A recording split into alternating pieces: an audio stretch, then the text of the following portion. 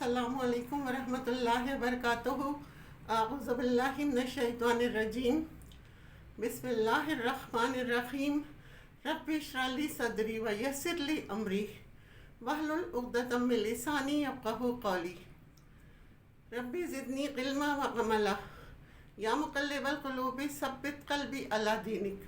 آج میں آپ کو اللہ تعالیٰ کے صفاتی نام الواحدوں کی فضیلت اور اس کے بینیفٹس کے بارے میں بتاؤں گی۔ یہ اللہ کے صفاتی ناموں میں 67 نمبر پر ہے الواحدو، اور اس کے معنی ہیں اکیلا، تنہا۔ یہ اللہ تبارک تعالیٰ کا صفاتی نام ہے، اور قرآن مجید میں اللہ تعالیٰ نے 22 مختلف مقامات پر اس نام کو دہرایا ہے۔ مزید ڈسکس کرنے سے پہلے اس ویڈیو کو لائک کریں، شہناز مقصود چینل کو سبسکرائب کریں اور بیل آئیکن کو ضرور کلک کریں۔ یہ بہت عجیب و غریب نام ہے۔ اس کے اعداد 29 ہیں اور اس کا منفرد عدد 1 ہے، اور اس نام کی بڑی برکات ہیں۔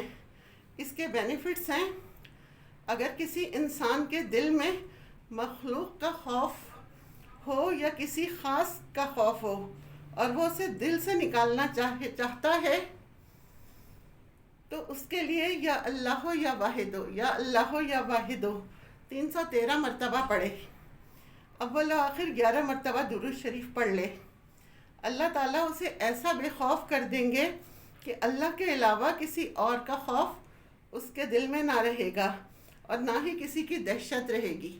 کسی ایک نماز کے بعد ٹائم مقرر کر کے 313 مرتبہ پڑھ لیں اور 41 دن تک پڑھیں۔ انشاءاللہ تعالیٰ اللہ کے علاوہ سب کا خوف اس کے دل سے نکل جائے گا۔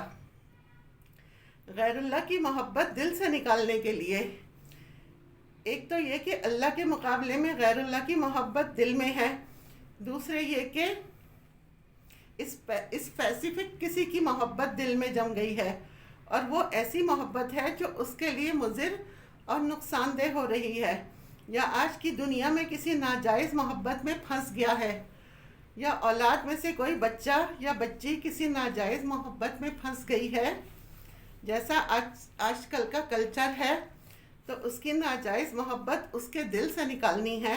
اس کے لیے اس میں بہت زبردست تاثیر ہے۔ اس کے لیے اسے 1000 مرتبہ پڑھنا ہے۔ اسے یوں پڑھنا ہے: یا واحد الاحدو، یا واحد الاحدو۔ یہ پڑھ کر پانی پر دم کر کے اس بچے یا بچی کو پلائیں تو یہ بیسٹ ہے، اور اگر نہیں پلا سکتا تو وہ پانی پودوں میں ڈال دے۔ یہ 41 دن پابندی سے کر لیں۔ اللہ تبارک و تعالیٰ انشاءاللہ تعالیٰ اس کے دل سے وہ ناجائز اور حرام محبت نکال دیں گے، اور اس کے دل کو پاکیزہ کر دیں گے۔ نیک اور صالح اولاد کے لیے کوئی چاہتا ہے کہ میری اولاد نیک اور صالح ہو۔ ایک تو اولاد ہی نہیں ہو رہی، دوسرے اولاد ہو تو نیک اور صالح ہو۔ وہ جو ہے تاکہ ایک ہو پر نیک ہو، اس کے لیے یا واحد الاحد ہو۔ شوہر اپنے نام کے اعداد نکال لے اور بیوی کے نام کے اعداد نکال کر دونوں کو جمع کر لے۔